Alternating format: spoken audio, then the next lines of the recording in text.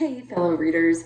I thought I would come back in June with what I think I'm going to call my June half up. I do tend to read about 10 books a month, and I think that would make a seriously long video. So I thought I would do sort of a mid-month check-in and tell you what I've been reading, and we'll check in at the end of the month, and we'll see if anything pops up for a special video. My background is a little bit different. I've been traveling for work, but an interest in keeping on time and keeping consistent, I did want to get something up.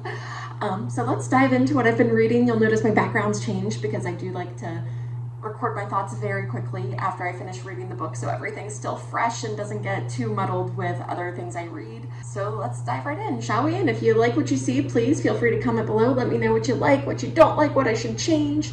Let me know the favorite book you've read so far this month, and don't forget to like and subscribe to the channel and hit that little bell so you get notifications when I post new videos. All right, so let's just dive right into what I've been reading in this month of June. Up first, I read number 33 in the Crew of Hunters series, although this was my very first, by Heather Graham, The Unforgiven. This is one of those books that I stayed up until all hours reading. I didn't want to put it down. Katie Delaney, on her 15th birthday, she loved to skydive. She spent her real birthday with her boyfriend and her friends because she was 15, but later had a family day out where they spent the day scuba diving, which is something she really loved to do.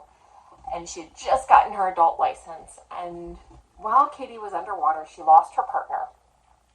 And she came up to the surface to find out where she was and to apologize. Sure, she was going to be in trouble because she made a big diving mistake in losing her partner. And when she got back on the boat, she found a bloodbath. Everybody on the boat was either missing or killed. She was very lucky to still be alive.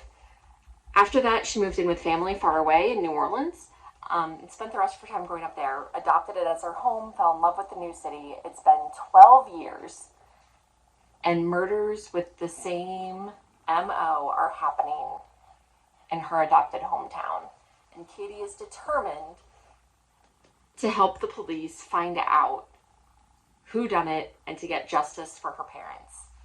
And for a little bit of an added twist, Katie and some of the investigators are able to see and talk to ghosts who, while they don't know everything, are eager to help find the killer. This, in addition to the thrill, there's a little bit of romance, there's some suspense, there's the mystery aspect, is really also sort of a love story to New Orleans. A lot of it takes place in Jackson Square. Katie is a New Orleans tour guide, so she takes tours around telling them a little bit about Jean Lafitte's blacksmith shop, the history of New Orleans, some of the different characters there. Katie's friends are also tour guides, they're mimes, they have jobs there, so we get to meet a lot of the New Orleans characters that you see if you go on vacation there. I've been a few times. I have a soft spot for New Orleans. I absolutely love it. I was just there in February, and they even eat at a couple of the restaurants that I ate at in February. One of them, I don't think their experience is quite right because it doesn't match up to my experience there. The other one is really dead on, but it really gave me a warm, tingly feeling. You know, when you read something, you're like, oh, I've been there. Oh, I've done that. That's so cool. I've seen that. I've seen those places. It brings it alive in a different way and makes you connect to the story in a different way when you can connect your own experience to it that way. So I also found that super fun. So this is definitely one I would recommend picking up. This was, again, my first Heather Graham, my first Crew of Hunters story, but I will definitely keep my eyes out for more in the future. This was a little free library find in my neighborhood, so it will end up back there, but definitely worth checking out. The next book I read for the month of February is another Goodreads giveaway win. It's called C.R.E.A.M by Solomon Jones. Solomon Jones is a Black author, and this book really dives into the Philadelphia political machine and a little bit of Black or African American culture, particularly in that area. The young woman, C.R.E.A.M, who's the main character, also known as Karima, has gone to jail covering for her boyfriend for getting into trouble. And she's just gotten released, and she's determined to make a clean break of it with the boyfriend to really get herself on the straight and narrow. But within a couple of days, all hell breaks loose. There's a murder committed around her, and she's sure that she will be blamed. So she goes off to prove her innocence, causing a lot more havoc along the way, whereas political corruption and machinations are also revealed. A lot of family things that weren't known come to light. There's a ton of action in this 200-page book. It's not very long. It's a pretty quick read. I don't love the representation of women in this story. All of the women in the story are either weak and have become basically agoraphobic and locking themselves in their homes because of a history that they share, or they use their bodies and sex to get them what they want rather than anything else. So that's not a representation that I personally love. But there's also a ton of other action in here. It's a pretty good story. Not destined to become one of my favorites, but worth the read if you have a free afternoon. This is one that's also going to end up in my little free library most likely later, or donated. But not the best thing I've read, not the worst either. The next book I read, I continued on with the comfort book trend that I started last month. It's been so long since I read the whole Anne of Green Gables story that once I finished books 1 and 2, I just couldn't resist, and I had to move on to book 3, Anne of the Island. This is actually my second copy of this book. I've read the first one so many times it's falling apart, and on that vacation I mentioned in the last video, when I went to Prince Edward Island, of course had to go visit Green Gables, and I bought this copy actually in the bookstore at Green Gables, which is pretty cool if you're a fan. In this book, we see Anne really start to grow up. She comes of age, she goes away to college, men sort of come on the scene, and marriage becomes a serious consideration, and she really starts to realize that all of her dreams, all of her imaginations, all of her ideals maybe aren't the right choices for her. That maybe, just maybe, that reality is different, sometimes better, than her imagination. So it's really fun to see her continue to grow up. This is probably my favorite book in the series, aside from the original, which is why my other copy got so tattered, was because I read it a lot. So another one to highly recommend. What I want to hear about now are what are some of your comfort books and your favorite things to read that you keep going back to over and over and over again. I'm sure you'll get to know mine as we continue on this journey. I would love to hear about some of yours, and if I haven't read them before, maybe I'll pick some up. I feel a little bit like I'm in Masterpiece Theater now. I've got the chair, although, it's not the big velvet armchair, but I'm traveling for work, and I happened to finish a couple of books while on the plane on the way here, and I really don't want to put them back in my suitcase to take home, so I'm going to talk about them here before I do that. So the next up book I finished is one called One Day in December. This is by Josie Silver. I found it in my local little free library. It was a Reese's Book Club pick. It was published back in 2018, which is actually my biggest complaint about it. I had a really hard week last week, and I wanted some just brain candy, brain vacation, brain break fun, which this is. Don't get me wrong. But it's the story of Lori, a young lady who's on the bus just before Christmas, and looking out the bus window, she sees this beautiful boy, her age, that she falls head over heels in love with. He looks up, they meet eyes, it's that movie moment, and the bus drives away and they don't talk or have a chance to meet. She comes home, tells her best friend and flatmate, Sarah, and she and Sarah are on the lookout. Every bar they go into, every cafe, every place they go, they're convinced that Lori's gonna find this guy.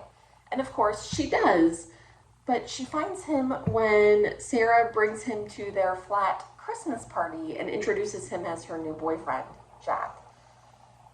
Sarah is so upset. Sarah is her best friend, like a sister. So Lori doesn't tell Sarah that this is busboy, and they spend the next several years of their lives pretending the bus thing never happened.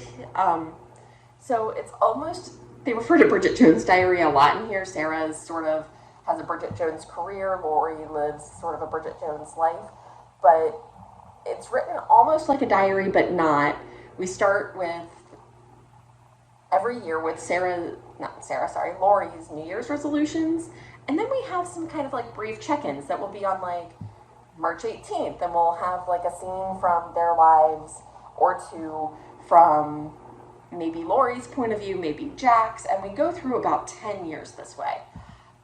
And just see how their lives develop in these glimpses, which is fun, but it also feels like you miss a lot because there's so much story that's not there.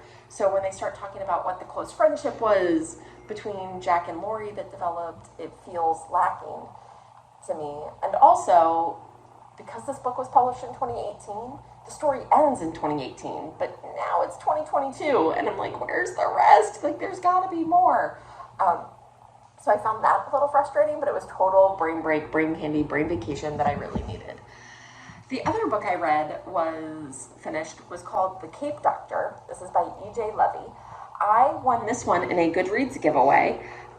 Super good, interesting. It's a historic fiction based on a true story, and it's about a woman who was born Margaret Ann Bulkey in the late 1700s, and in Ireland, a lot of stuff goes wrong in her life. Siblings die, family loses money, all of this, and it basically comes out that the only way to save the family, the only way to survive, is for Margaret, who's very smart, very intelligent, to get an education that's not available to women. So Margaret actually, through a series of family friends, changes her entire life, changes her identity. She becomes Dr. James Barry. Only a couple of people in the world know that she is not a he, that she is a woman, until she becomes a well-known doctor. She becomes a military doctor, so he can move around a lot. And the moving isn't strange, and people won't get to know him well enough to really find out his secret. That is the only way he could live without doing terrible things. And after he dies, an autopsy is performed, and when they undress him for the autopsy, which was in his will to not do, that's when it was really shocking, because, oh my gosh, this isn't a man. It's a woman, and she shows evidence of having given birth. So Dr. Barry was a very early transgender, although it doesn't seem to be for reasons of choice necessarily, but for survival. Sexual identity, I can't really say. There are times when he's attracted to women, times when he's attracted to men. Don't really care. Love is love. But it's a really interesting look at an early transgender.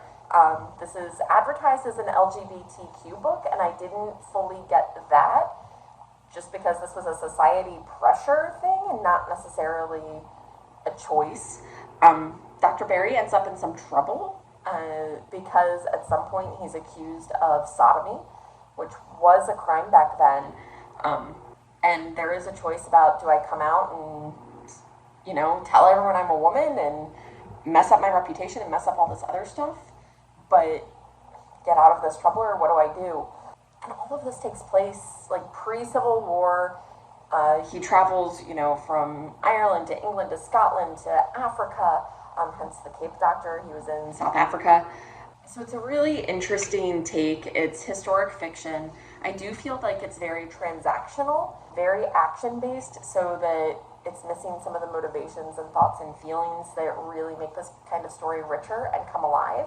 But I definitely want to do more research into Dr. James Barry. I hadn't heard of him before, and I am really fascinated by the story now.